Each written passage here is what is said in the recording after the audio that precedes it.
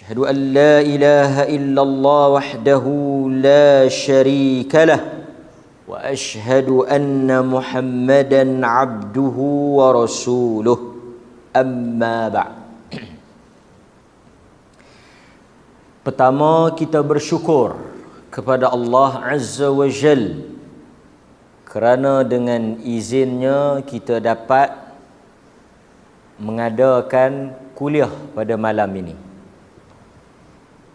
Tuan-tuan, mudah-mudahan apa yang kita dengar dan kita perolehi sama-sama pada malam ini menjadi panduan kepada saya dan tuan-tuan dan puan-puan sekalian dalam mendekatkan diri kepada Allah Subhanahu wa ta'ala. Ani bin Abbasin qal بين النبي صلى الله عليه وسلم بين النبي صلى الله عليه وسلم يخطب إذا هو برجل قائم.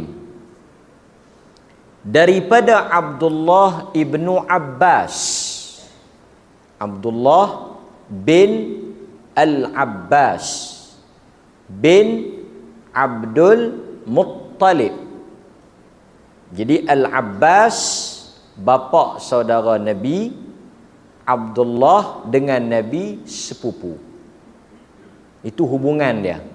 Jadi Abdullah ibnu Abbas merupakan Ahlul Bait, kaum keluarga kepada Rasulullah sallallahu alaihi wasallam. Kata beliau, baina an-nabiy sallallahu alaihi wasallam, pada suatu hari ketika Rasulullah sallallahu alaihi wasallam yakhtubu, dia berkhutbah, dia sedang berkhutbah. Khutbah di sini khutbah al-Jumu'ah, ketika mana Nabi sallallahu alaihi wasallam sedang berkhutbah, al-Jumu'ah fil masjid, ketika Nabi sedang menyampaikan khutbah Jumaat. Khutbah ni dia ada banyak lah. Khutbah Nabi sallallahu alaihi wasallam ni diberikan pada ketika salat Jumaat, yakni sebelum. Kemudian khutbah salat hari raya selepas semayang. Jangan keliru. Jumaat sebelum, raya selepas. Nabi juga berkhutbah dalam istisqa. Ada juga Nabi menyampaikan khutbah dalam semayang istisqa, minta hujan. Okey? Jadi peristiwa ini berlaku ketika Nabi sedang berkhutbah pada hari Jumaat di dalam masjid. Sebab itu orang yang menyampaikan khutbah tu dia panggil khatib. Orang yang menyampaikan khutbah. Tuk khatib tu orang yang memberikan khutbah, ucapan. Idza huwa birajulin qa'im, Nabi melihat ada seorang lelaki yang berdiri di tengah panas. Satu orang lelaki duduk berdiri terpacak tengah panas. Fasa'ala anhu, Nabi tanya siapa dan kenapa. Nabi tanya siapa dan kenapa. Fasa'ala anhu, Nabi tanya tentang laki-laki itu siapa dia, dan pasal apa duduk tak duduk dia pergi duduk berdiri terpacak tengah panas tu. Dia buat apa? Faqalu, maka jawablah mereka itu, Abu Israil. Dia tu namanya, gelarannya Abu Israil. Lelaki itu dikenali sebagai Abu Israil. Abu Israil. An yaqum wa la yaq'ud. Dia bernazar untuk berdiri di tengah panas. Dia nazar. An yaqum, dia berdiri, dia bernazar untuk berdiri tengah panas. Wala yaq'ud, dan dia tak akan duduk. Tujuan dia apa? Nazar ni untuk apa? Taqarrub, mendekatkan diri kepada Allah. Macam mana cara dia nak dekatkan diri kepada Allah? Dengan dia berdiri di tengah hangat. Sakan. Dahsyat ni. Dia berdiri di tengah hangat, dia menyeksa dirinya. Tujuan dia menyeksa diri dia tu, berdiri tengah hangat ni, seksa dirilah. Dia buat satu tindakan yang memudaratkan diri dia, menyeksa diri dia dengan maksud, dengan tujuan untuk menjadi hamba yang dekat kepada Allah. Dan dia tidak akan duduk. Satu, berdiri ni teruk tau. Yang kedua, tengah hangat. Kalau berdiri tang teduh boleh tahan lagi. Ni berdiri tengah hangat. Wala yastadhilla, dan dia tidak akan pergi berteduh. Zillah. Dia tidak akan pergi cari tempat berteduh. Dia nak berdiri tengah hangat. Walaupun ada pokok ke apa ke, dia nak duduk tengah hangat tu, tengah kembang tu. Wala yatakallam, dan dia juga bernazar tidak akan bercakap. Nazar dia yang kedua, dia tak mau bercakap. Dia tak mau bercakap. Yang ketiga, wa yasum, dan dia bernazar untuk berpuasa. Ada tiga lah. Diri tengah hangat, tak mau bercakap dengan orang, dan yang ketiga, berpuasa.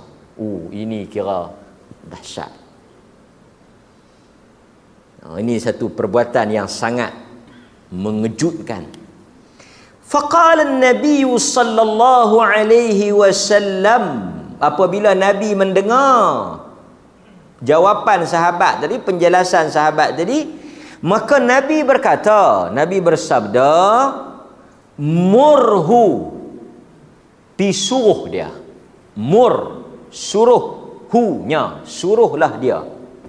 Suruh dia, falyatakallam wal yastadhilla wal yaq'ud. Disuruh dia bercakap, disuruh dia duduk, disuruh dia duduk tempat teduh. Suruh dia batalkan nazar tu. Suruh dia berhenti. Pi bercakap. Pi duduk tempat teduh. Pi duduk, tak payah berdiri.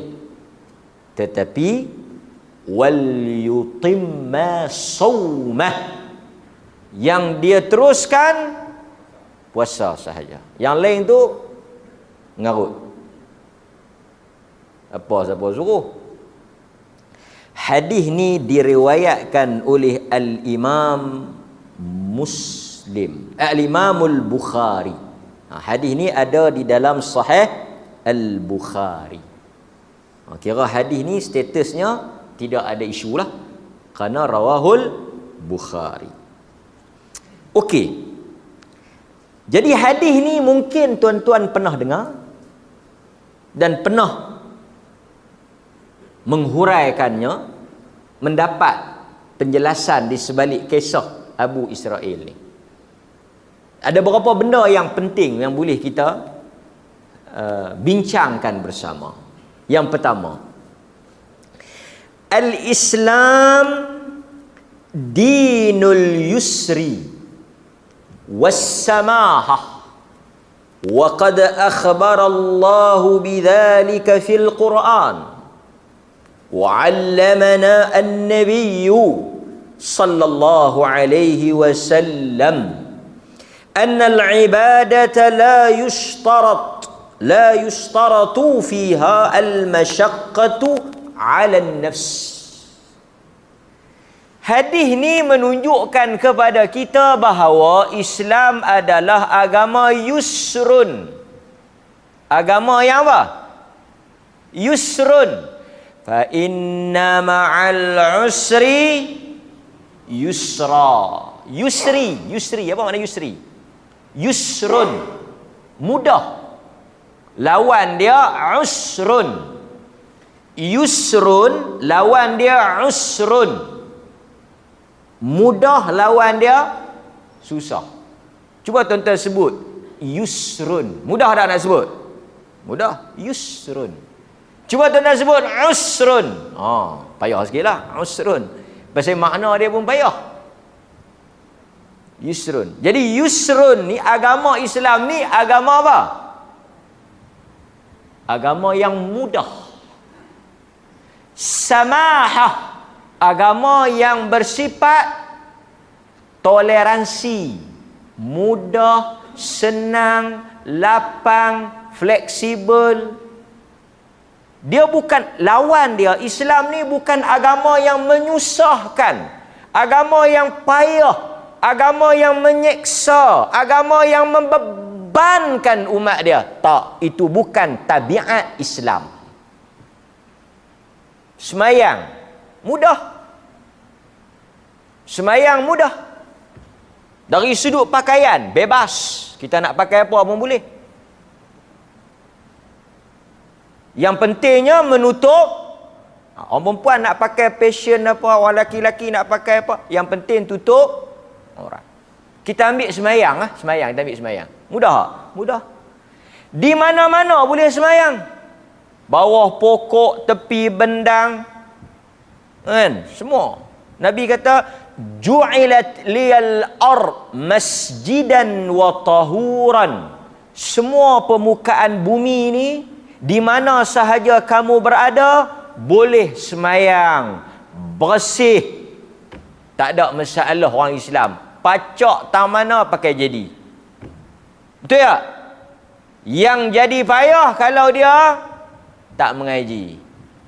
Tuan-tuan pergi mana-mana tempat, di mana sahaja, tang mana pun, tuan-tuan masuk waktu, boleh semayang. Di airport, di stesen bas, kan? Tambahlah tuan-tuan pergi mana pun bawa sejadah. Kalau tak ada sejadah pun boleh, kan?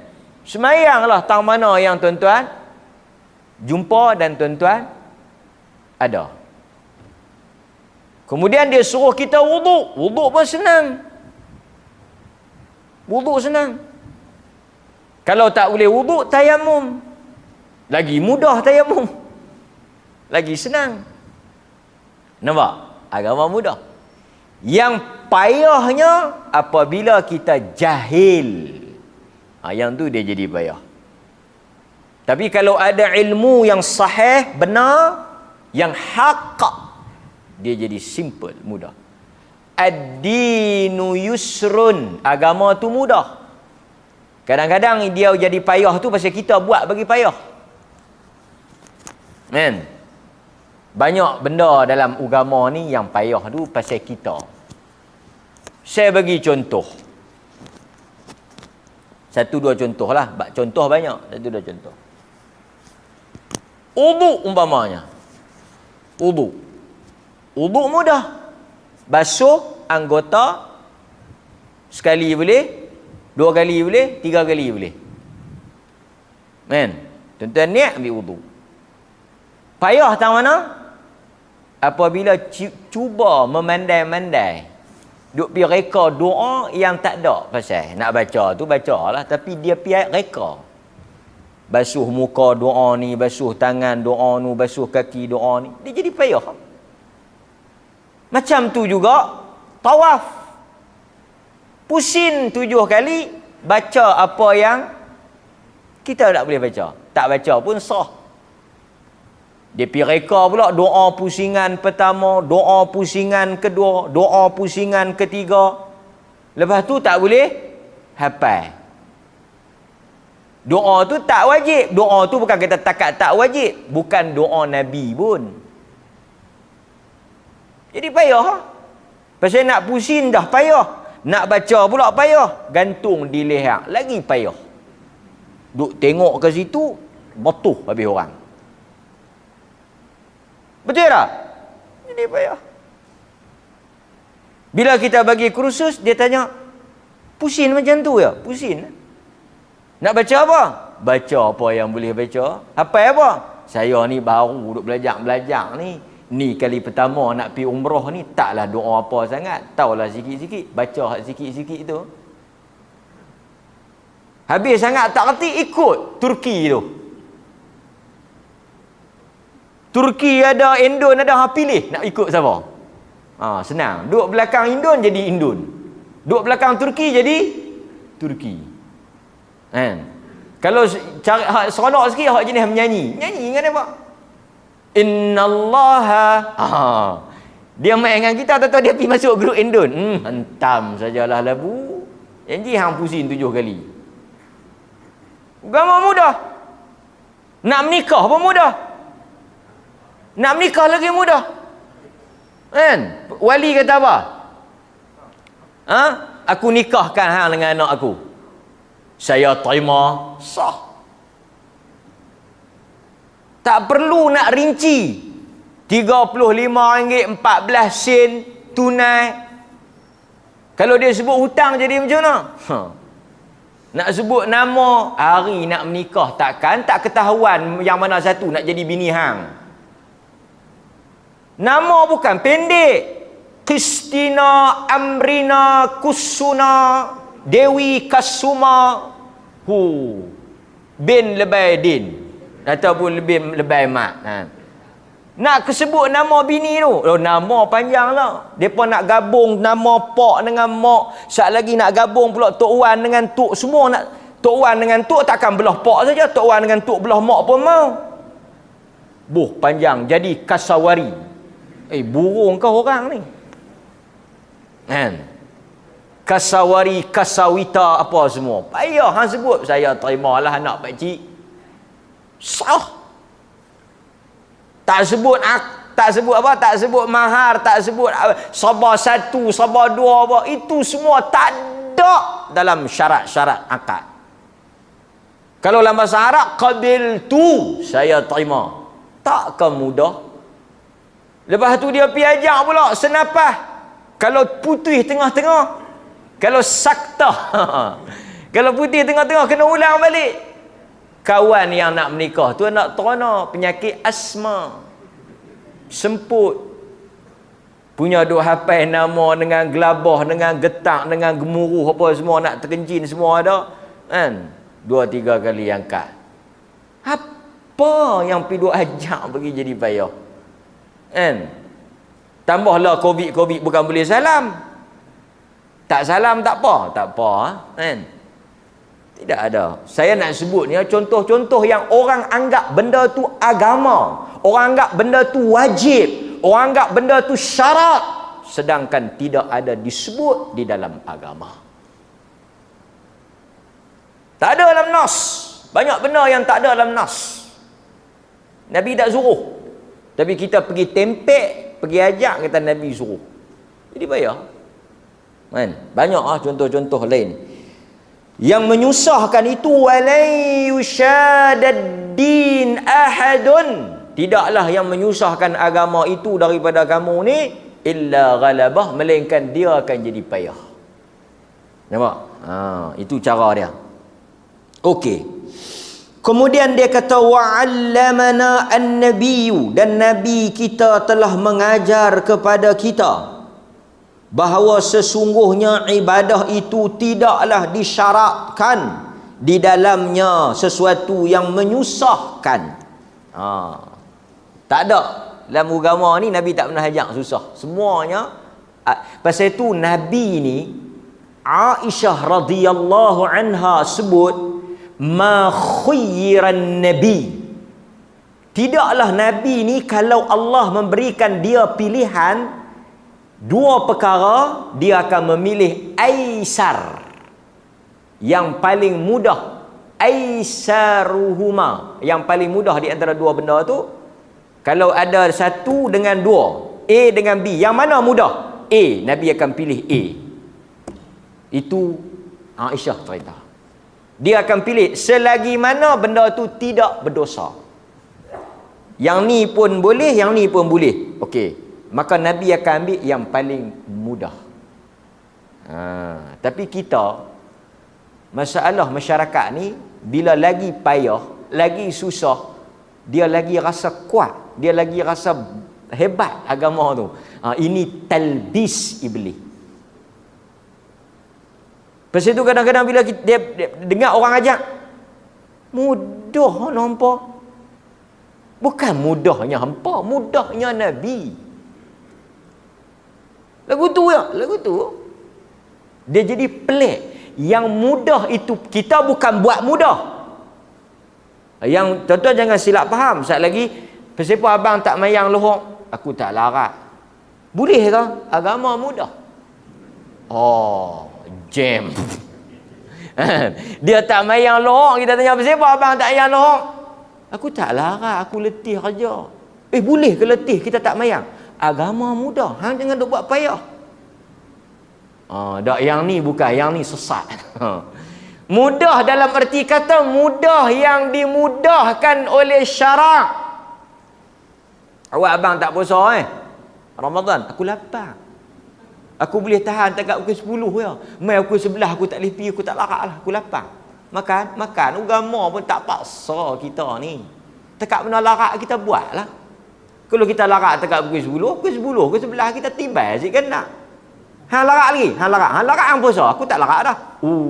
Kalut. Yang ni mudah berdasarkan kepala otak dia. Bukan berdasarkan syarak. Ini kita tak mau. So bila kita ajar, kita kempen kepada fiqh taysir, kepada fiqh yang memudahkan, kita bukan kempen orang mempermain-mainkan agama. Kita bukan ajar manusia beragama berdasarkan hawa. Yang mana dia rasa dia nak buat, dia buat. Yang mana dia rasa dia tak mau buat, dia tinggal. Tak, itu bukan, itu sesat. Itu talbis juga tu. Itu juga min amali syaitan, itu juga kerja setan. Kita mengajar manusia mudah yang diikat dengan syarak. Maknanya pasal apa dia buat mudah? Pasal agama kata.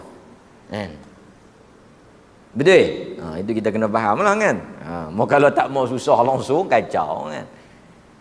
Susah agama ni pun, tuan-tuan kena ingat, susah agama ni pun setuju tak? Tak ada benda yang kita tak boleh buat. Kesusahan yang kita rasa beratnya agama itu masih dalam kemampuan manusia. Kerana Quran kata la yukallifullahu nafsan illa wus'aha. Tuhan tak akan buh satu benda atas hampa melainkan benda itu sesuatu yang hampa mampu. Mampu tu semua orang mampulah. Maksudnya benda tu memang mampulah. Kalau dia seorang tak mampu, itu cerita lain. Nampak? Faham ah? Okey. So dia kata di sini bal ya'til insanu biqadri istita'atihi. Bila Tuhan suruh kita kena usaha buat. Bila kita tak mampu, fattaqullaha mastata'tum. Buatlah setakat mana yang kamu mampu. Dia suruh kita berdiri. Tak boleh berdiri, duduk. Tak boleh duduk, baring. Itu maksud dia. Asalnya dia suruh kita berdiri. Orang yang kena berdirilah. Bila dia tak boleh berdiri, dia duduk. Kalau dia tak boleh duduk, dia baring. Dia kata baring pun dia tak boleh. Kita simpanlah. Faham simpan? Okey. So lelaki ni nama dia dan tuan-tuan, ini juga saya nak sebut. Belum saya cerita pasal lelaki-lelaki ni. Hadis ni juga ajak kita, Islam tidak buat satu benda yang menyeksa diri. Islam tak pernah ajak, tak pernah suruh, tak pernah buat benda yang menyeksa diri. Tak ada. Jadi kalau tuan-tuan dengar ada ajaran, ada petua yang buat benda menyusah diri, yang ni bukan agama. Saya bagi contoh, orang bukan Islam masuk, ada tatu. Tatu ni haram. Orang Iban ke orang Sarawak masuk pakai ada tatu. Kita nak suruh dia buang ke? Kalau buang tu boleh menyeksa. Pasal dia tatu ni benda tak boleh buang.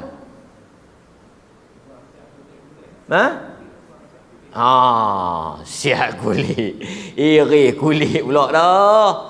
Kan? Satu orang Iban mai kat kita. Tatu penuh. Pasal mereka memang tatu. Hang nak masuk Islam ni kami nak habak siap-siap ni. Pertama kami nak kerat bawah tu.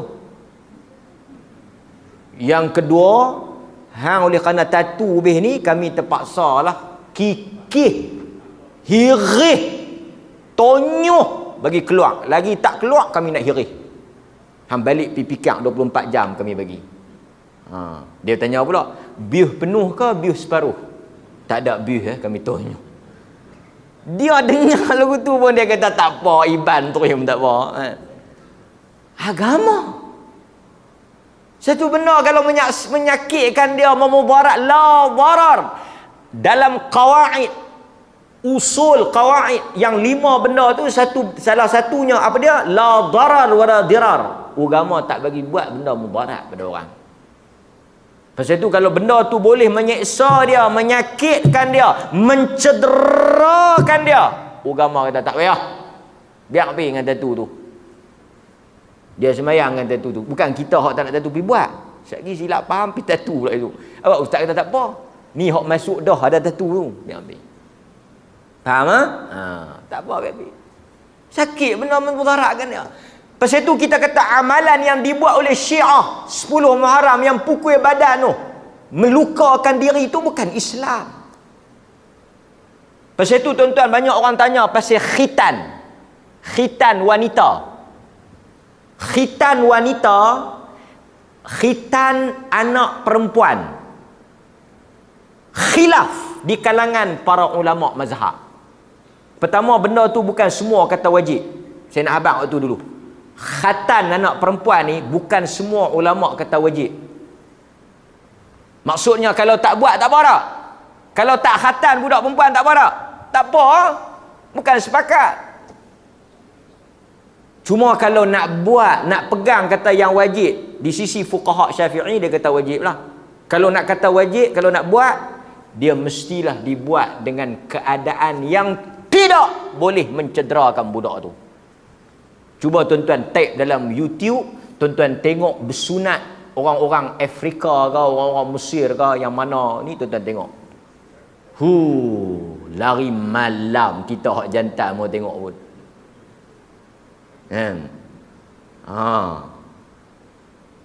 Lepas tu mailah pula ajaran-ajaran agama tak pernah kata. Agama tak pernah kata.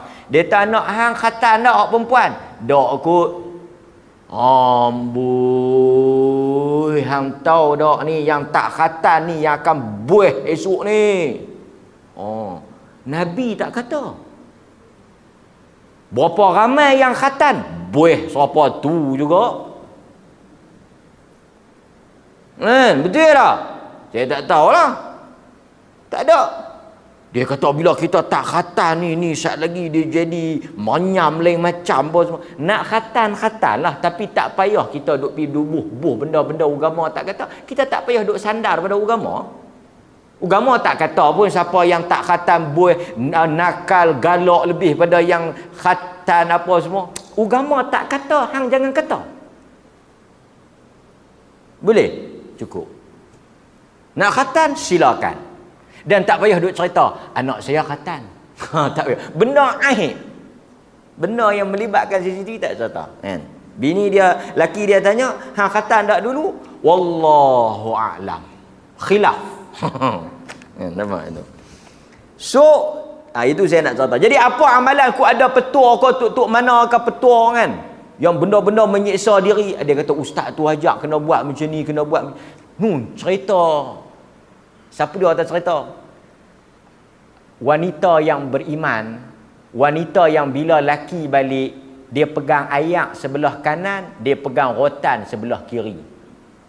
Oh. Dia tunggu laki dia balik, dia pegang ayak, dia pegang rotan. Ni, ustazah cerita.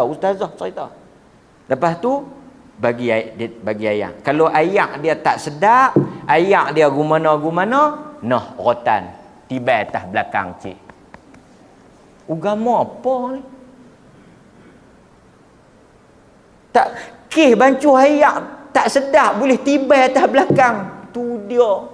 Inilah wanita ahli syurga. Ahli syurga tak tahu, tapi nak masuk hospital ada kemungkinan besar. Kan? Memang kita disuruh taat, memang taat pada suami itu syarat masuk syurga. Syurga isteri itu ada pada kaki suami, ada pada tangan suami. Tapi taklah agama suruh sampai kita taat sampai lagu tu. Ha? Nampak? Suami buh sebiji, tumbuk, tendang. Kan? Sampai bengang telinga-telinga pekak. Sabar. Syurga tu yang dia duduk dalam neraka, dia kata tak apa, tak syurga pun neraka dah ni. Kan? Tampak kiri kanan tumbuk, dia suruh sabar apa? Lepas tu jangan bercerai. Pasal apa? Bergerak arah Tuhan. Yang bergegak kepala otak dia hang tak ambil kira. Kena tumbuk sampai bergegak otak sampai cacat apa semua, hang duk suruh sabar. Tuhan tak suka ni bercerai ni. Oh, ini kadang-kadang wanita dia dizalimi dengan sangkaan dia apa? Allah suruh. Oh, ini tuan-tuan. Pasal tu kita nak habaq tak ada. Okey. So kita sambung. Lelaki ni dikatakan dia ni adalah wa huwa rajulun min Quraisy. Min Bani Amir bin Lu'ay. Nadhara. Dia nazar. Dia ni daripada Bani Amir bin Lu'ay. Dia Quraisy. Jadi dia nazar apa? Sebelum tu apa dia makna nazar? Nazar, kalau kita tengok maksud nazar atau orang Melayu dia sebut berniat. Nazar ni mewajibkan sesuatu yang pada asalnya tidak wajib.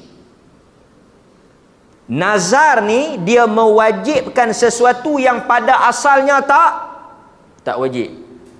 Hukum asal benda tu tak wajib. Lepas tu nazar yang menjadikan benda tu wajib. Jadi tidak boleh bernazar dalam benda yang sedia apa? Sedia wajib. Dia kata aku bernazar. Hang bernazar apa? Nak mayang luhuk. Yang ni dia panggil nazar tak ketahuan hala. Nazar ni apa dia? Nazar ni pada benda yang tuan-tuan kena ingat. Tuan-tuan sebelum bernazar kena pastikan benda tu dia tak wajib.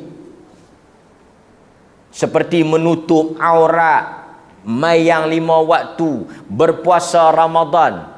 Kan? Yang ni semua benda yang memang wajib. Hang nazar ke, hang tak nazar ke, memang kena buat. Jadi tak boleh nazar, tak sah, tak terpakai nazar dalam benda wajib. Yang kedua, benda itu tidak boleh dalam benda haram. Nazar dalam benda haram. Nazar benda haram. Apa dia benda haram? Minum arak, minum ketum, berzina, berjudi. Dia kata aku bernazar. Apa dia hang bernazar? Aku bernazar buat benda haram, mengendak. Dia kata hang pergi mengendak. Pasal apa? Aku bernazar dah semalam ni nak pergi mengendak dia, aku kena pergi. Bernazar dalam benda-benda yang haram. Pasal itu Nabi kata, sesiapa yang bernazar di dalam benda-benda yang ketaatan, benda-benda yang Allah suruh, dia wajib tunaikan. Siapa-siapa yang bernazar dalam benda maksiat, dia haram untuk tunaikan. Maksudnya kalau tuan-tuan bernazar benda haram, tuan-tuan tak boleh buat. Benda haram, tuan-tuan nazar pergi lagu mana pun tetap haram. Cuma para ulama bincang, orang yang bernazar benda haram atau langgak nazar dalam benda-benda yang macam ni, macam kawan ni, yang dia nazar tu benda tu salah, benda tu tak boleh, dia kena kafarah ke tak? Itu kita akan bincang sekali lagi. Dia apa jadi pada dia? Okey, tapi tuan-tuan kena ingat dua benda. Nazar tak boleh benda wajib dengan tak boleh benda haram. Nazar dia tak memberi kesan pada benda wajib, tak kesan pada benda haram. Haram, wajib. Nazar pada benda yang disuruh oleh agama, dituntut oleh agama, disunatkan oleh agama. Benda tu agama suka, agama suruh. Berdiri tengah hangat ni agama suruh ke?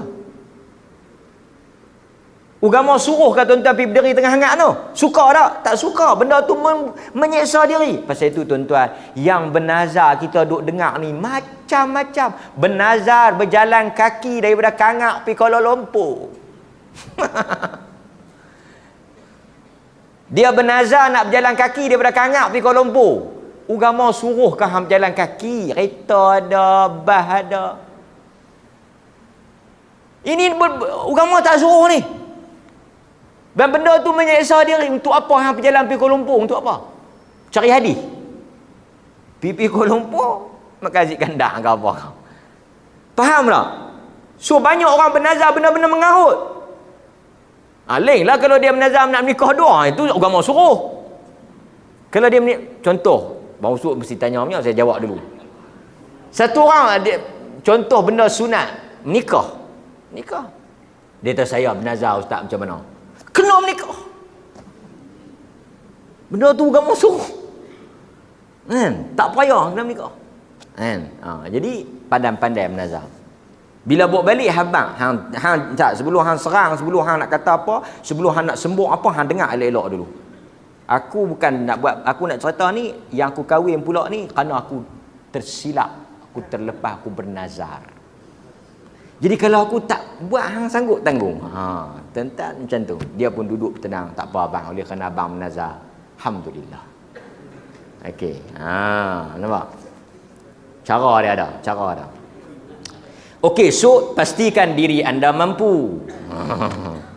Tak mana tadi? Jadi nazar ni. Nazar botakkan kepala. Ini juga agama tak suruh. Saya duk tengok banyak berjalan kaki lah. Nak makan sate 80 cucuk lah apalah. Nak khabat gunung lah. Nak berenang merentasi daripada Kuala Palih Pilangkawi lah. Macam-macam. Nazar apa ni? Agama suruh. Nak botakkan kepala. Ni dulu promise lah nak botakkan kepala. Maka agama tak bagi. Bahkan Islam tak suruh kita cukur rambut. Cukur rambut ni hanya dituntut ketika tahallul. Nabi hanya cukur rambut pada ibadah, umrah dan haji. Dan orang-orang yang ada masalah kesihatan, dia pergi cukur boleh lah. Tapi cukur sebagai style, skinhead, agama. Dia mungkin ada sakit kulit ke, dia mungkin rambut dia jenis guguk ke, dia sakit kepala ke, dia pergi cukur tak apa. Tapi cukur sebagai satu ibadah, cukur sebagai satu nazar, cukur untuk takarrub ila Allah, tak disuruhlah agama. Nabi hanya cukur pada dua tempat. Masa dia tahallul umrah, tahallul haji, dia cukur. Selain daripada tu tak ada hadis Nabi duk tak duk dia pergi cukur. Kebanyakan hadis Nabi taruh rambut. Jadi siapa yang bernazar cukur rambut ni tak payah buat. Biar rambut duk elok pergi cukur apa. Dan kalau tuan-tuan tengok yang cukur-cukur ni, yang pantang lepa nak cukur ni, fahamlah siapa dia. Kan? Cukur elok dia cukur, tuan-tuan pergi boh 3 titik, boh 3 calik. Ni jawapan dia. Nampak? Faham? Okey. So itu cerita dia. So nazar, dan tuan-tuan, nazar ni asal pada perbincangan para fuqaha sesuatu yang makruh. Hukum asal bernazar ni makruh, tak disukai. Tuan-tuan bisa dengar tak hadis Nabi sebut nazar ini hanya dilakukan oleh orang yang bakhil. Okey. Secara umumnya nazar ni ada dua. Dia panggil satu nazar mutlak. Yang ni bagus, yang ni okey lah. Apa dia? Ustaz, Tu Imam, insya-Allah bulan depan saya bernazar nak buat kenduri hari Jumaat insya-Allah. Ini nazar mutlak. Dia tidak ikat dengan apa-apa sebab. Mutlak. Dia kata saya bernazar bulan depan saya akan buat kenduri insya-Allah. Ustaz, saya bernazar nak buat kenduri. Tu Imam, saya nazar nak buat kenduri. Ini mutlak, nazar umum. Ini bagus. Pasal apa? Pasal dia tak ugut Tuhan. Dia tak blackmail Tuhan. Yang Nabi tak suka, Nabi benci ni, yang jenis ugut Tuhan ni. Tu Imam, kalau Tuhan bagi projek tu kat saya, kalau saya masuk tender tu saya menang, tu Imam tolong jadi saksi. Kalau saya menang lah, kalau Tuhan nak bagi tender tu kat saya. Kalau JKA umum kata saya dapat tender tu, tu Imam dengar elok-elok.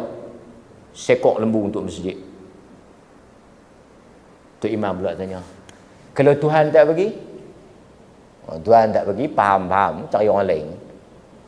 Dia. Ini yang Nabi kata minal bakhil. Daripada orang yang bakhil.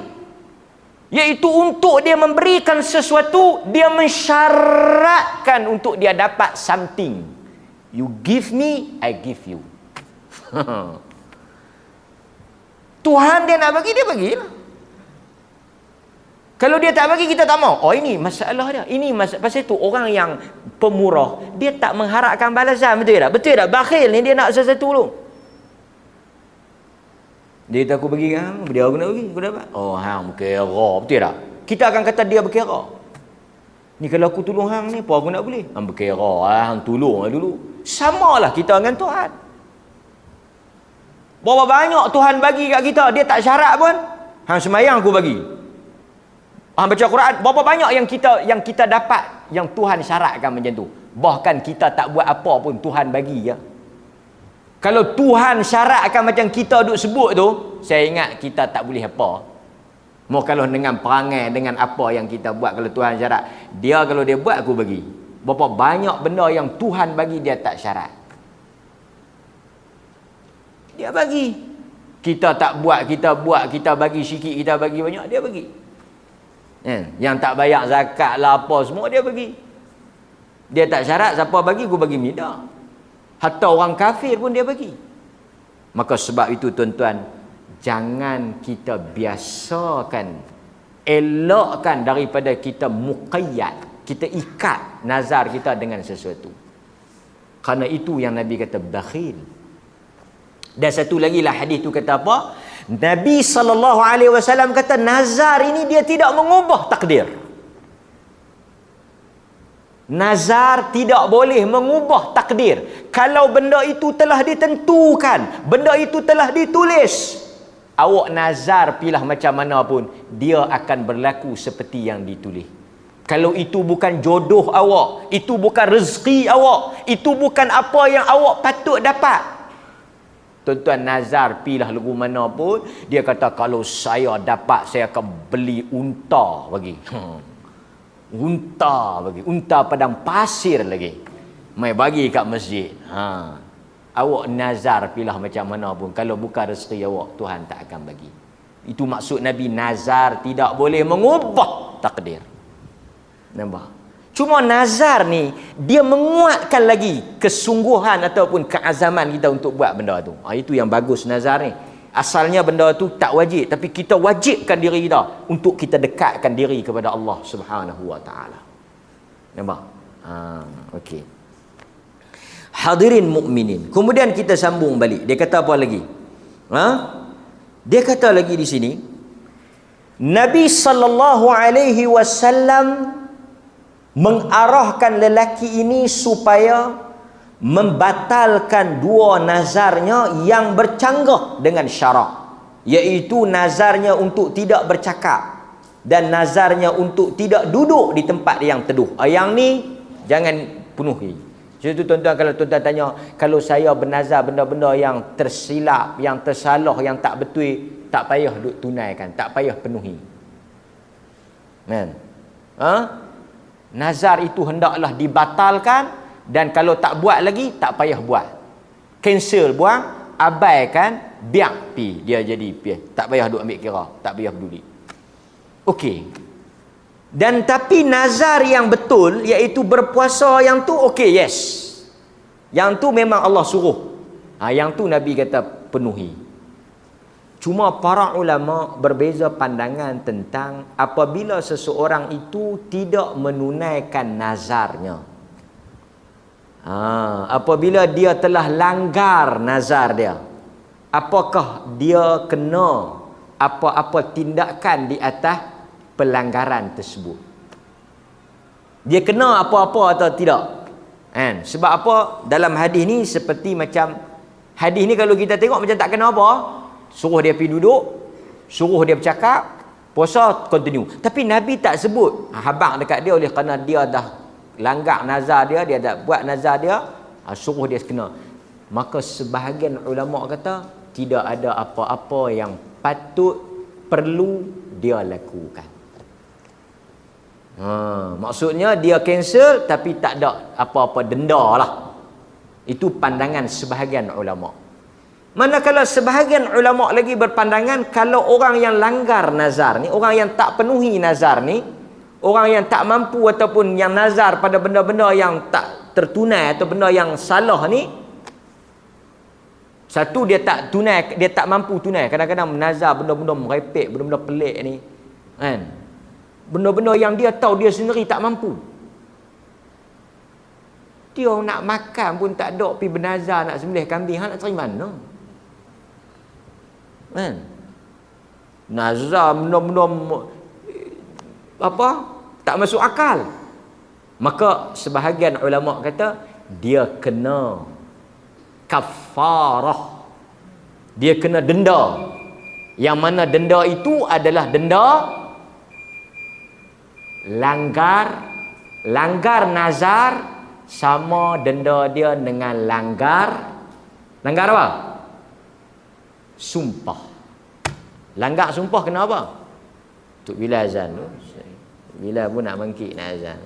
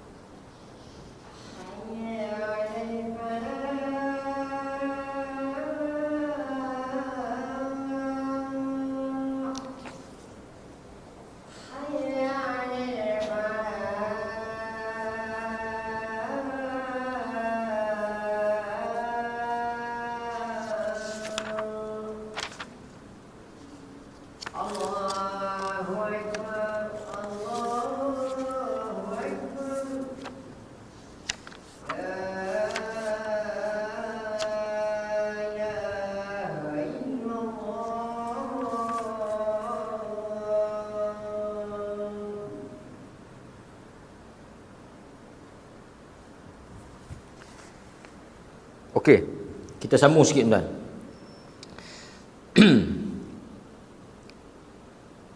Abdullah ibnu Abbas dalam riwayat yang lain dia sebut, sesiapa yang bernazar dengan suatu nazar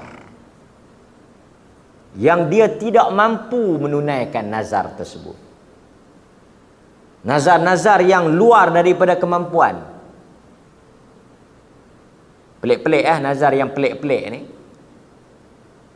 maka dia tidak perlu untuk meneruskan nazar itu, tetapi dia mesti membayar kafarah. Seperti yang Allah sebut dalam surah Al-Maidah, sesiapa yang melanggar sumpah, pertama dia memberi makan 10 orang miskin daripada makanan yang biasa diberikan makan kepada keluargamu. Mazhab Syafi'i dia kata bagi makan asasi lah, bukan nasi. Menariknya lah mazhab Syafi'i ni dia kata bagi beras, bagi nasi, makanan asasi, qutul balad, makanan ni ruji, tak ada lauk pun tak apa. Mazhab Syafi'i dia kata tak ada lauk pun tak apa, bagi makan nasi cukup, beras bagi beras, support. Atau memberikan pakaian. Pakaian ni juga khilaf di kalangan para fuqaha, ada yang kata bagi kepiah pun boleh, bagi baju pun boleh, bagi kain saja pun boleh. Ada yang syaratkan pakaian itu mesti menutup aurat. Kalau bagi kain tutup aurat okey, bagi baju labuh tutup aurat boleh. Dia tak syarat sepasang. Janji pakaian yang kita biasa pakailah, pakaian yang bukanlah pakaian mahal sangat dan bukanlah pakaian macam orang duk bagi banjir tu. Banjir tu memang banyak orang bagi pakaian, tapi pakaian ni orang yang orang banjir pun tak boleh pakai. Kita bila nak bagi tuan-tuan, kita kena perbetul niat. Ni satu benda.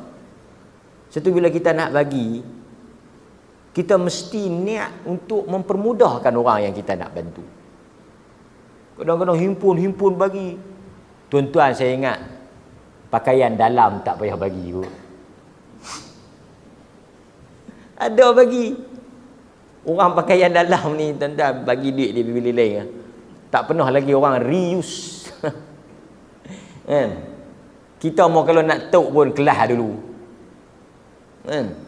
Lepas tu kalau kita betul-betul nak bagi, kita perasin ni pakaian wanita, pakaian kalau kita rajin sikit, pakaian wanita dewasa, pakaian kanak-kanak, supaya bila dia dapat dia mudah nak mudah pilih. Ini jadi satu musibah pula pada dia, musibah banjir pakaian. Pasal apa? Pasal kita nak tok bagi kat dia. Benda-benda yang selalunya kita nak tok kita bagi kat dia. Nak tok sayang bagi kat orang. Sebab itu pemberian kita ni tuan-tuan, sesuatu yang kita nak beri kepada orang, di situ kadar iman kita. Tuan-tuan nak ukur kadar iman tuan-tuan, nilai barang yang tuan-tuan nak bagi ke orang. Yang ni Quran sebut. Maknanya bila tuan-tuan nak jamu orang, tuan-tuan nak tahu iman tuan-tuan, tuan-tuan tengok nilai jamuan orang tu. Tuan-tuan nak bagi dekat orang, kalau tuan-tuan iman kuat, nilaian dia macam mana? Kan? Di tabang ada tom yam lebih. Macam mana? Nak simpan? Ada apa? Tak tahu, duk cedok tengok naik jagung jagung kecil tu badek badek tu naik jagung kecil tu, naik tomatu koh. Tak payah simpan kot. Lepas tu nak buang, takkan nak buang, buh lantai bawah bagi kat jiran sebelah. Jiran pun dengar, dia tahu ni ada orang bagi tom yam, tak nasi. Dia habang kat bini dia, hampir tak nasi. Jiran kita bagi tom yam, dia duk bayang ayam, sotong, udang, tom yam. Tuanglah dalam mangkuk tu, bersidanglah anak beranak. Orang susah boleh tom yam. Allah, dia punya sujud syukur tu tak tahu nak habang. Kalau tak suruh panggung tak panggung. Boleh tom yam. Cedoklah anak hak bongsu tu. Dia tahan buat ambil kuah tak ada udang. Dia tak ayah cedok pula. Yang ayah dia cedok, keluar timbul tomato. Mai aku nak cedok dalam sikit, dalam habis dalam dah lah tu. Sikap buruknya orang kita dalam soal pemberian ni.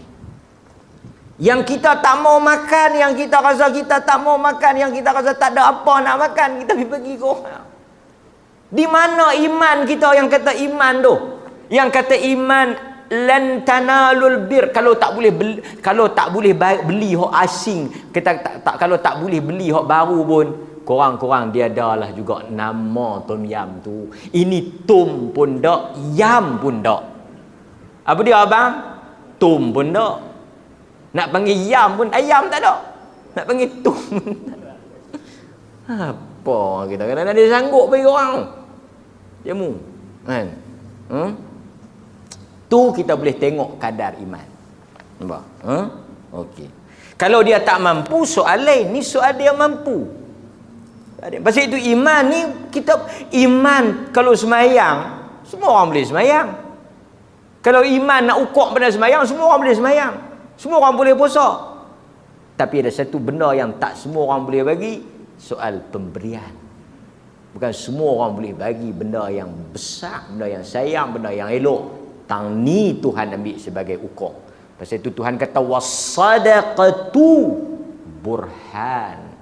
Aku tak ambil salat sebagai bukti. Aku tak ambil puasa sebagai bukti. Aku tak kata yang lain tu sebagai burhan, bukti. Tuhan sebut bukti tu burhan, iman tu, bukti kepada iman tu sedekah, zakat. Semalam saya nak balik Masjid Arab, satu orang tua tahan kereta, tak kenal pun. Dia kata sak nak tanya, zakat simpanan berapa? Duit simpanan kena bayar berapa? Kita punya lama mana kita duduk simpan, tak pernah kita terfikir nak bayar zakat simpanan. Zakat wang simpanan, zakat yang tuan-tuan simpan. Tuan-tuan bukan guna sangat peringkat tuan-tuan ni. Berapa kali pergi bank? Kad tu sampai tak boleh pakai. Bukan pasal duk jolok sangat, pasal tak jolok langsung. Bukannya jolok. Sampai pi jolok-jolok, kad tak boleh diguna. Pi kaunter pasal apa? Makcik tak tahu kad tak boleh guna. Bila makcik gunalah kali, masa buh awal-awal tu depa suruh pitih masa tu. Betul makcik tak nak guna pasal apa? Tak tahu nak buat apa duit. La ilaha. Ni yang nak bawa keluar pasal apa? Nak pi umrah dengan Ustaz Mat ni, nak kena bayar kat dia. Tu dia. Kalau tak pi umrah duk bekak dalam tu. Tu yang duk kaya bank tu. Mau keluar lah, mai bagi kat masjid setengah. Duk bekak dalam tu. Pi cangkui 3-4 ribu mai tauk kat masjid ni. Nah, Tok Imam. Awak biar apa kat bank bagi kat masjid pula setengah. Tapi demam lebih pada COVID tu. Awak tak nampak ni kuarantin pula ke? Hari tu kuarantin dah. Tu imam pun pergi ziarah. Gelang tak ada. Pasal apa yang hang demam? Demam tu awak bagi. Demam ni tak ada vaksin. Tapi kadang-kadang benda macam ni tuan-tuan, lebih besar. Nak buka buku bank ni lebih berat daripada nak buka Quran tau. Quran kita boleh buka 3-4 muka, tapi buka buku bank duk ketal gitu. Iman. Faham tak? Siapa nak pergi bagi nama bulan 2? Okey, seterusnya. Sambung balik. Kempen sikit. Tak mana tadi? Okey, last sekali dia kata apa? Lepas bagi makan, pakaian dan memerdekakan seorang budak. Cari mana budak? Bukan budak ni, hamba. Sesiapa yang tidak mampu ketiga-tiga di atas itu, maka Quran kata sesiapa yang tidak mampu melakukan demikian, maka kafarahnya puasa 3 hari. Khilaf di kalangan para fuqaha, sama ada puasa kafarah ni kita boleh selang-selang ke atau kita boleh berturut-turut. Ini dia perbezaan sikit lah. Tapi dia punya nak keluar daripada kafarah tu, nak bebas daripada nazar atau sumpah yang kita langgar, yang kita tak mampu. Kita awal tu kita rasa boleh, lepas tu kita tak boleh, atau kita bernazar benda-benda yang salah, benda-benda yang haram. Bila kita cross the border, langgar sempadan, kita bersalah, maka ada kafarah. Cuma benda ni tidak sepakat lah. Ada yang kata kalau dia nazar benda yang salah, dia just jangan buat. Dia tak mampu, dia tak buat, tapi tak ada kafarah baginya. Kan khilaf di kalangan para fuqaha. Wallahu ta'ala a'lam. Itulah hadis yang kita bincangkan pada malam ini, yang diriwayatkan oleh Al-Imamul Bukhari daripada Abdullah ibnu Abbas tentang kisah seorang lelaki Abu Israel. Ini juga menunjukkan kepada kita tuan-tuan, last pada kita. Bagus hadis ni. Bahawa kita tak boleh pandai-pandai reka agama ni apa kita nak buat. Tak boleh kita reka apa-apa amalan. Kita tak boleh pandai-pandai amalan, kita tak boleh. Amalan kita tak boleh reka, tak boleh pandai-pandai kata kita yang tu, kata yang ni, tak boleh. Tuan-tuan rasa apa dia ni nak buat ibadat, tuan-tuan reka lagu ni, tuan-tuan pergi reka lagu tu, tak boleh lah. Pasal apa? Abu Israel ni dia reka. Dia rasa ibadat tu pergi berdiri tengah hangat, dia pergi berdiri. Kan? Jadi mereka macam ni tidak boleh dilakukan. Okey? Dengan duk mereka kan, serah balik kepada Allah dan Rasul.